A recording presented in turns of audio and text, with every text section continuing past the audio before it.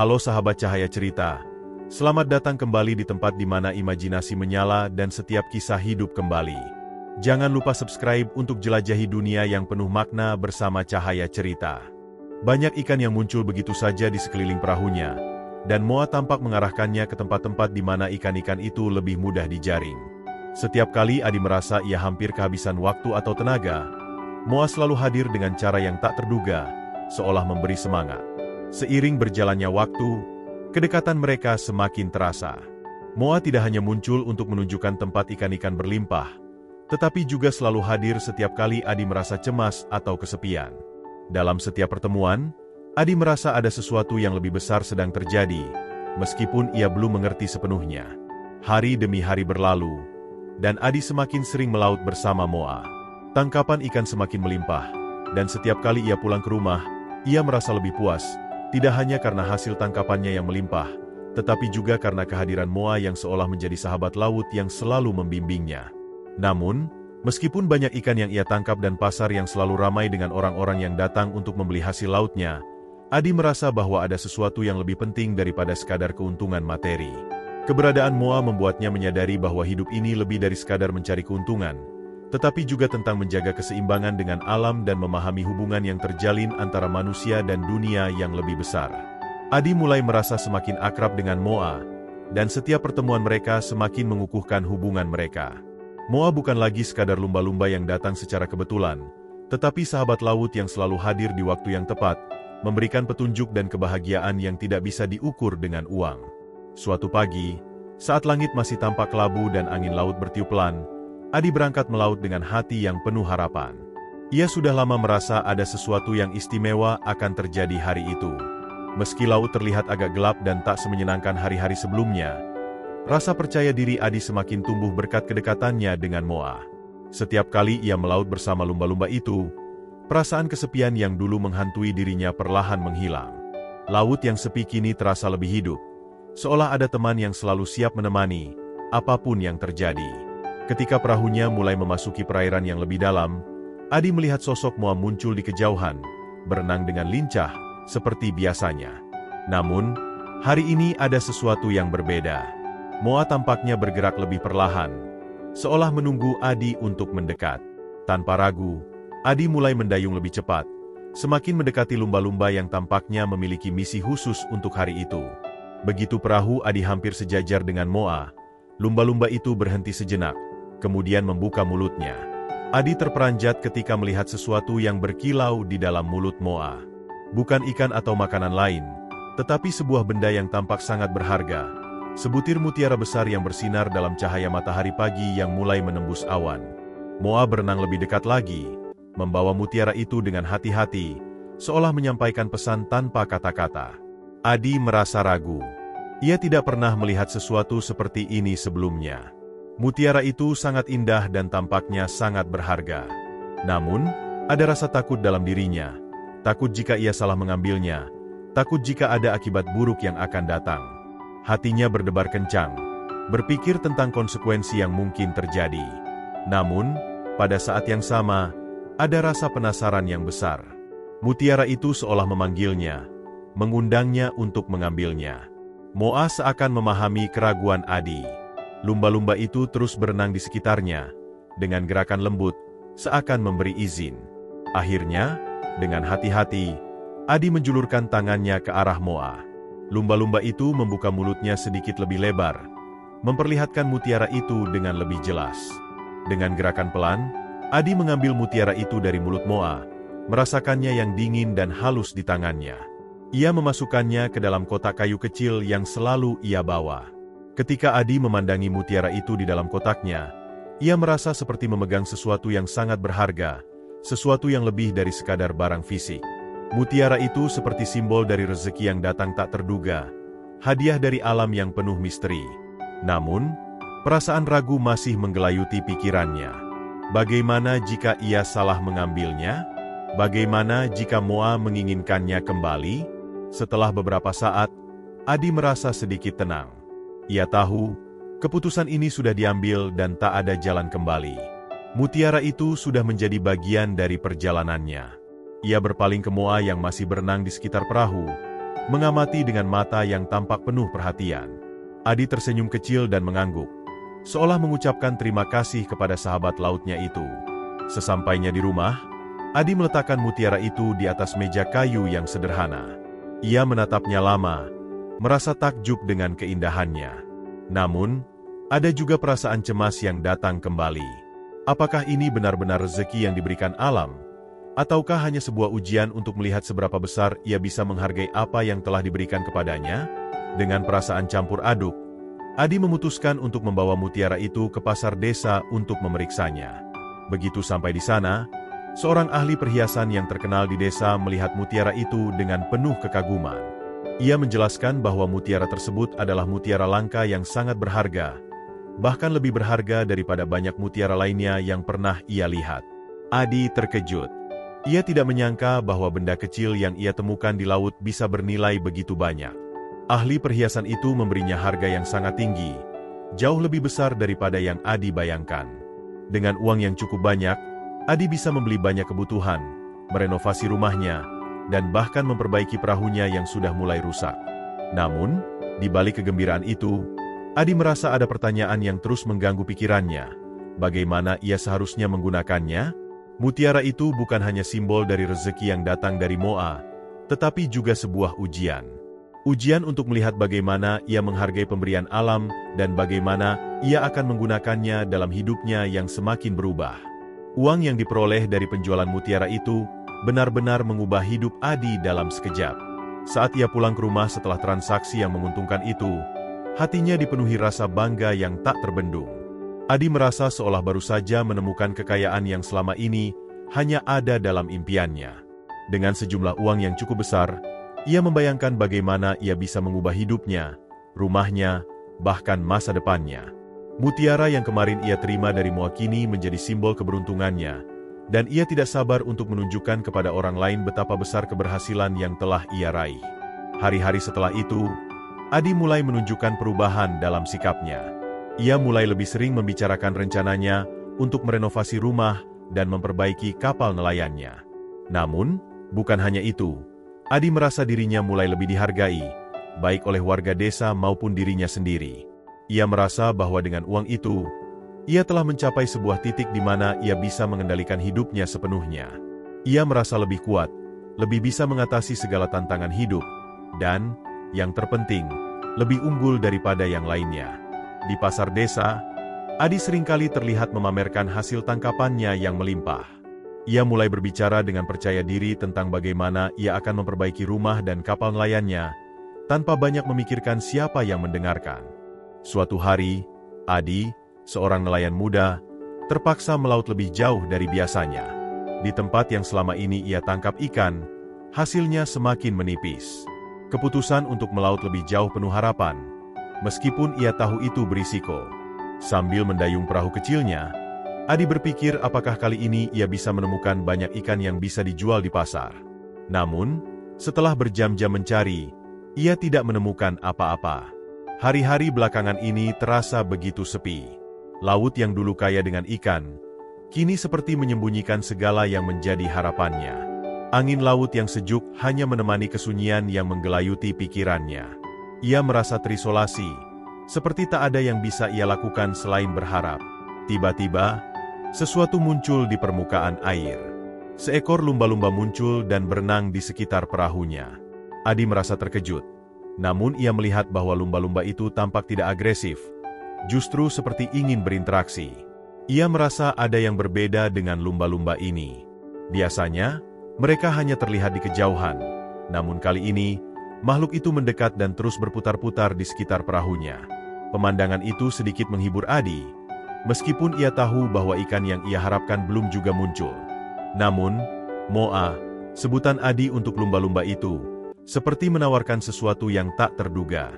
Ia merasa ada kedamaian di hati, seolah alam sedang berbicara kepadanya. Moa berenang lebih dekat lagi, sehingga Adi bisa melihat dengan jelas tubuhnya yang ramping dan elegan, berkilauan di bawah cahaya matahari pagi yang cerah. Ketika Adi mendekatkan perahunya ke arah Moa, ia mulai menyadari sesuatu yang aneh. Lumba-lumba itu tampaknya tidak sekadar berputar-putar dengan ceria seperti sebelumnya. Ada sesuatu yang tidak biasa. Moa berenang dengan gerakan yang lebih lambat, seakan mengarahkan perhatiannya pada sesuatu. Mata Adi terpaku pada tubuh Moa yang kini tampak lebih tertunduk. Ada yang mengikat tubuhnya. Adi terkejut saat melihat dengan jelas bahwa di sekitar tubuh Moa terjerat sebuah jala besar.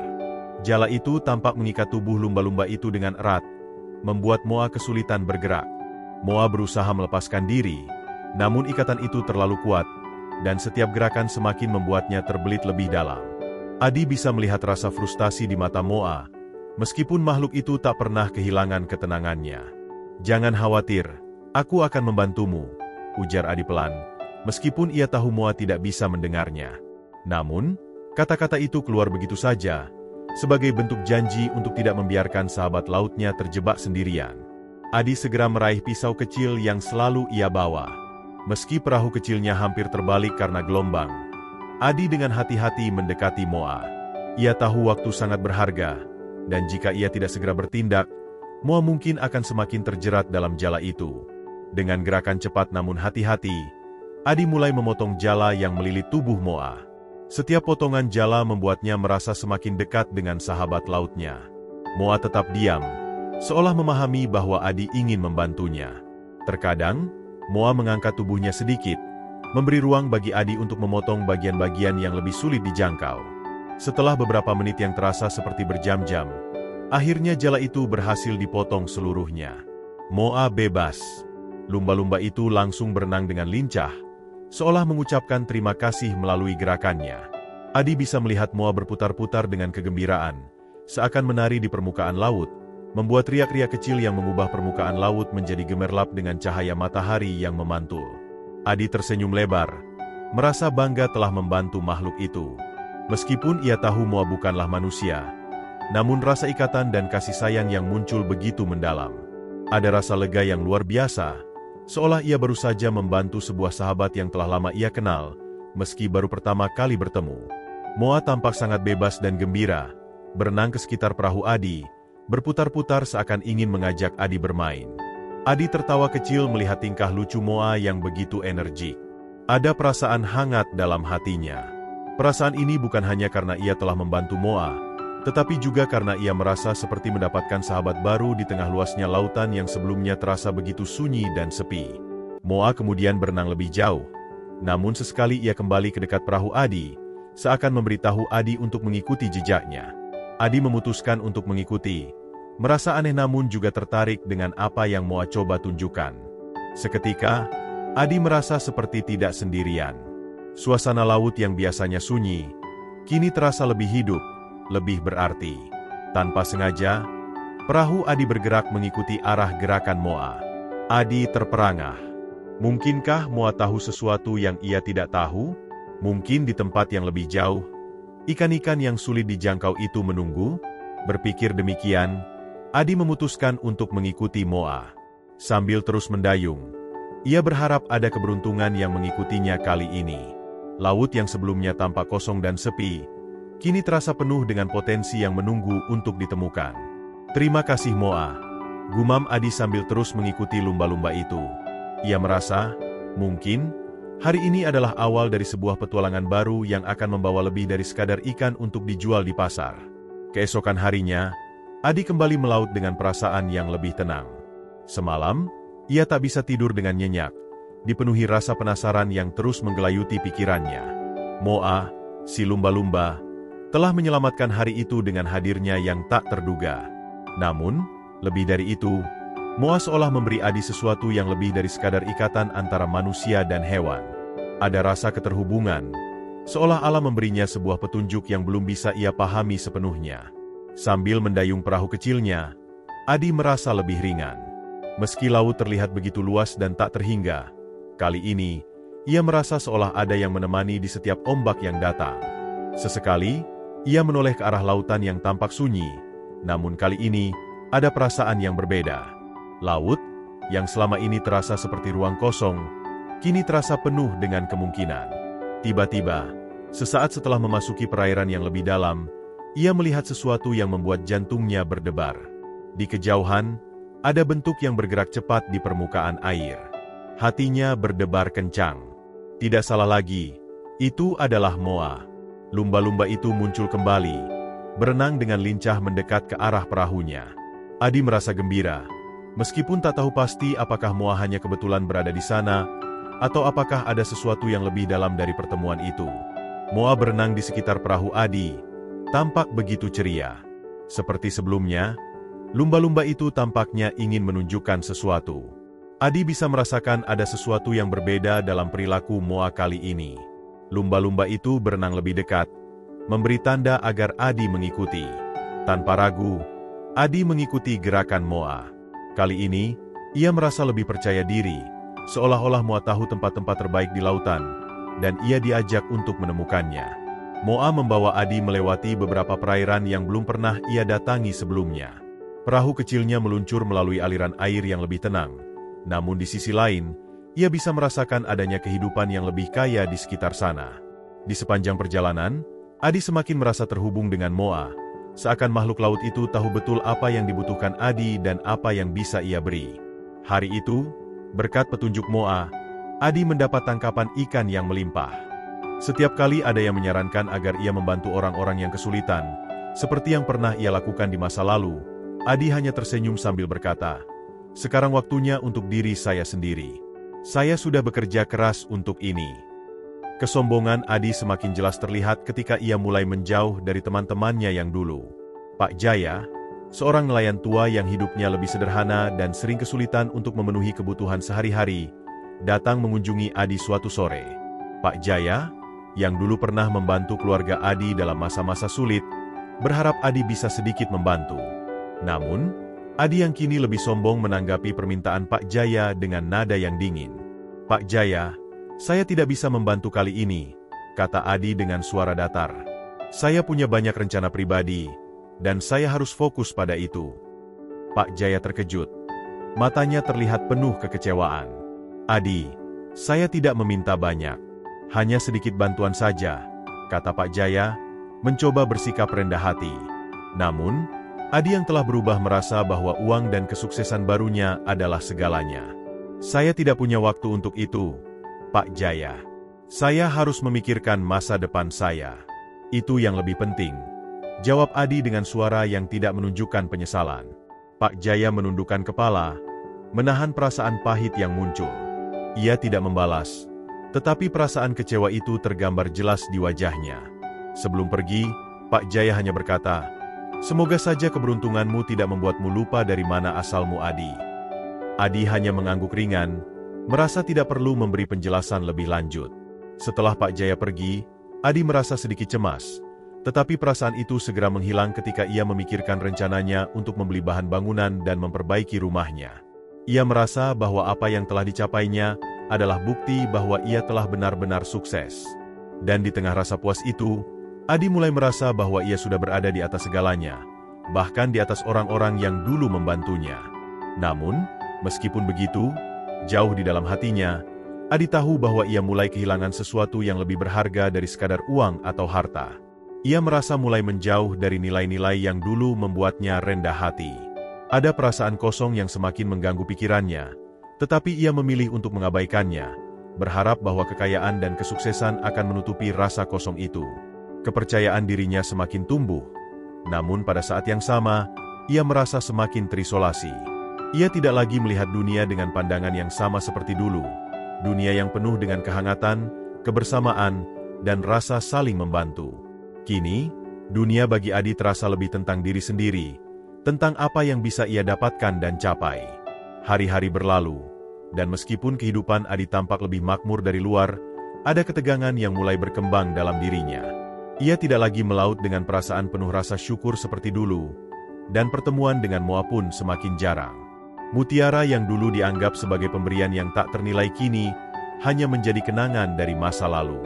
Adi merasa dirinya telah mencapainya tanpa bantuan siapapun, dan itu membuatnya merasa semakin terpisah dari alam, dari Moa, dan dari orang-orang yang dulu dekat dengannya. Namun, semua itu belum terlihat jelas oleh Adi. Kesombongannya sedang tumbuh perlahan, tanpa disadari, menjadi sebuah kekuatan yang bisa menghancurkannya kapan saja. Hari demi hari berlalu, dan meskipun kehidupan Adi semakin makmur, ada sesuatu yang semakin terasa hilang dari dirinya. Kehilangan yang pertama kali ia rasakan adalah saat ia melaut tanpa menemui Moa.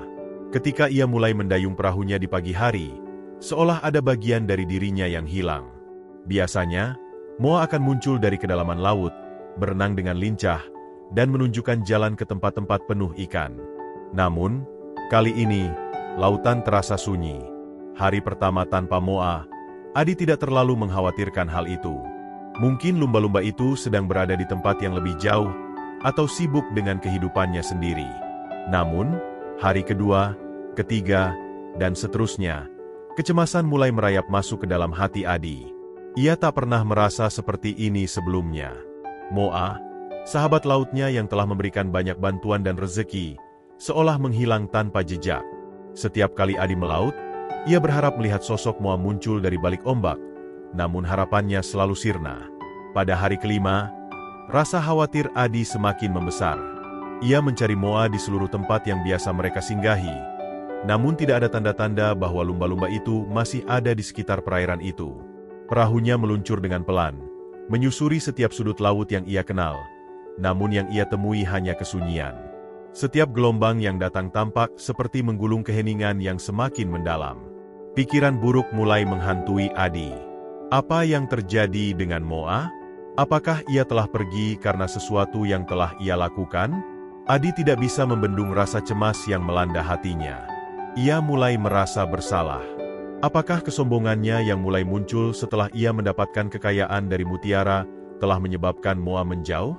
Seperti yang ia alami dengan orang-orang di sekitarnya, Adi mulai berpikir bahwa ia telah mengabaikan Moa, sahabat lautnya, begitu saja.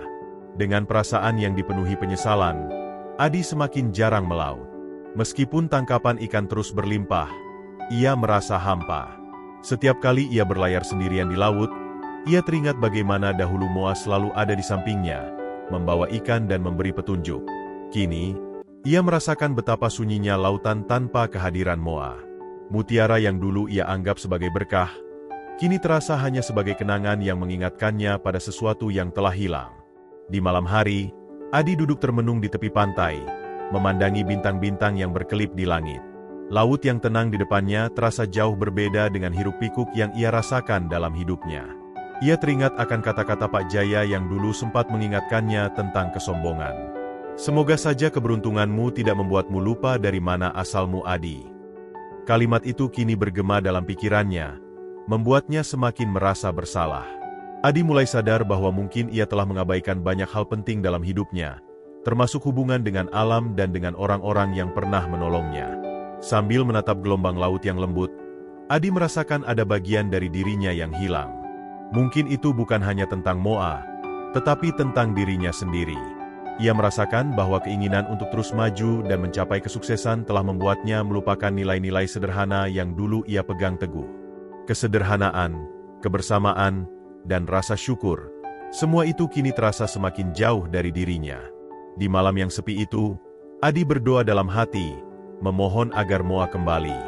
Ia berharap bisa bertemu lagi dengan sahabat lautnya, meminta maaf atas segala kelalaian dan kesombongannya yang telah menyebabkan mereka terpisah.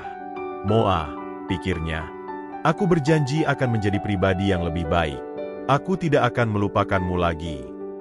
Namun, meskipun ia berharap dan berdoa, laut tetap sunyi, dan Moa tetap tak muncul. Kehilangan Moa semakin mengganggu pikiran Adi. Ia tahu bahwa ia telah kehilangan lebih dari sekadar sahabat laut. Ia telah kehilangan dirinya sendiri. Kehidupan yang dulu sederhana dan penuh rasa syukur kini terasa begitu jauh. Namun, meskipun rasa penyesalan itu mulai menyelubungi dirinya, Adi juga tahu bahwa ia harus memperbaiki semuanya. Ia berharap bahwa suatu hari, Moa akan kembali dan mengingatkannya pada jalan yang benar. Hari-hari yang dilalui Adi tanpa Moa semakin terasa panjang dan berat. Laut yang dulunya tampak penuh harapan kini terasa hampa. Setiap kali ia melaut, ia tidak merasakan kegembiraan seperti dulu. Tangkapannya semakin sedikit, dan meskipun ia masih bisa menjual ikan di pasar, hidupnya terasa kurang lengkap tanpa kehadiran Moa. Ia merasa ada bagian dari dirinya yang hilang, seperti ada sesuatu yang mengosongkan hatinya. Penyesalan semakin menguasai pikirannya, mengingat betapa sombongnya ia dulu ketika mendapatkan mutiara yang berharga. Kini, Ia merasa sangat malu atas sikapnya yang tidak menghargai pemberian yang datang begitu ajaib itu. Malam hari, ketika ia duduk sendiri di tepi pantai, Adi teringat pada mimpi yang ia alami beberapa hari sebelumnya. Dalam mimpi itu, Moa memberikan lebih banyak mutiara, lebih banyak dari yang pernah ia terima. Namun, di saat yang sama, mutiara-mutiara itu berubah menjadi batu besar yang menenggelamkan perahunya. Adi terbangun dengan terengah-engah, merasa ketakutan yang mendalam. Ia tahu, saat itu, bahwa kesombongannya telah membawa dirinya ke dalam bahaya yang lebih besar, bahaya kehilangan arah dan kehilangan diri. Kesedihan menyelubungi hati Adi. Ia merasa bahwa ia telah membuat kesalahan yang tak bisa diperbaiki. Apakah Moa akan kembali? Apakah ia masih memiliki kesempatan untuk memperbaiki semuanya? Dengan rasa cemas yang menggumpal di dalam dada, Adi memutuskan untuk melaut lagi keesokan harinya, berharap bisa menemukan Moa dan meminta maaf. Pagi itu, Adi berangkat dengan hati yang penuh penyesalan. Laut yang dulu menjadi teman setianya kini terasa seperti medan ujian. Ia berdoa agar Moa mendengarkan permohonannya. Sambil mendayung perahu, ia merenungkan semua yang telah terjadi. Bagaimana ia pernah merasa sombong, bagaimana ia telah melupakan nilai-nilai yang dulu ia pegang teguh, dan bagaimana ia telah mengabaikan bantuan yang datang dari alam dan sahabat lautnya. Semua itu kini terasa seperti kesalahan besar yang tak bisa diubah. Hari demi hari, Adi mencari di tempat-tempat yang biasa ia kunjungi bersama Moa, namun yang ia temui hanya lautan yang tenang. Ia semakin merasa putus asa, namun tidak ingin menyerah. Pada hari ketujuh pencariannya, ketika matahari sudah mulai tinggi dan udara laut terasa hangat, Adi melihat sebuah sosok yang muncul di kejauhan. Itu adalah Moa. Lumba-lumba itu berenang dengan anggun, seperti tidak ada yang berubah, meskipun Adi merasakan begitu banyak hal yang telah berubah dalam dirinya. Hati Adi berdebar kencang. Ia merasa seolah dunia berhenti sejenak saat ia melihat Moa mendekat. Perlahan, perahu Adi mendekati lumba-lumba itu. Begitu dekat, Moa tampak seolah menunggu Adi untuk berbicara, seperti tahu bahwa saat itulah saat yang tepat untuk memperbaiki semuanya. Dengan suara yang penuh keraguan namun tulus, Adi mulai berbicara. Moa, aku minta maaf. Aku telah menjadi sombong. Aku lupa untuk menghargai apa yang kamu berikan, apa yang telah kamu bantu. Aku tidak tahu bagaimana aku bisa begitu bodoh, merasa bahwa semua yang aku miliki datang hanya dari usahaku sendiri. Tapi aku salah Moa. Semua yang aku terima adalah berkat-Mu, dan aku telah mengabaikannya. Moa berenang perlahan di sekitar perahu, seolah mendengarkan dengan penuh perhatian. Hati Adi terasa semakin berat, namun ia tahu bahwa ini adalah saatnya untuk mengungkapkan penyesalan yang selama ini ia simpan. Aku berjanji Moa, lanjutnya, bahwa aku akan lebih bijaksana, tidak akan lagi melupakan kebaikan yang datang kepadaku. Aku akan lebih menghargai setiap pemberian, sekecil apapun itu. Moa tampaknya mendengar dengan penuh pengertian, berenang mengelilingi perahu sekali lagi, kemudian melompat ke udara dengan lincah, seolah mengucapkan kata maaf dan memberikan pengampunan. Adi merasakan sejumput kelegaan. Ia tahu bahwa, meskipun ia tidak dapat mengubah masa lalu, ia bisa memilih untuk menjadi lebih baik di masa depan. Moa kembali ke laut, berenang dengan anggun, seolah memberi tanda bahwa semua yang telah terjadi telah berlalu, dan sekarang saatnya untuk memulai yang baru. Dengan perasaan hati yang lebih ringan, Adi berlayar kembali ke rumah. Ia menyadari bahwa penyesalannya bukanlah akhir dari segalanya, melainkan sebuah awal baru. Ia telah belajar untuk lebih rendah hati, untuk lebih menghargai rezeki yang diberikan, dan untuk tidak lagi terjebak dalam kesombongan. Setiap tangkapan ikan yang ia bawa pulang bukan hanya hasil dari kerja kerasnya, tetapi juga berkat alam dan semua makhluk yang membantu, termasuk Moa. Adi tahu bahwa ia harus terus belajar untuk menjadi pribadi yang lebih baik, dan ia berjanji dalam hatinya bahwa ia tidak akan melupakan Moa, sahabat laut yang telah mengajarkan banyak hal tentang kehidupan dan rasa syukur.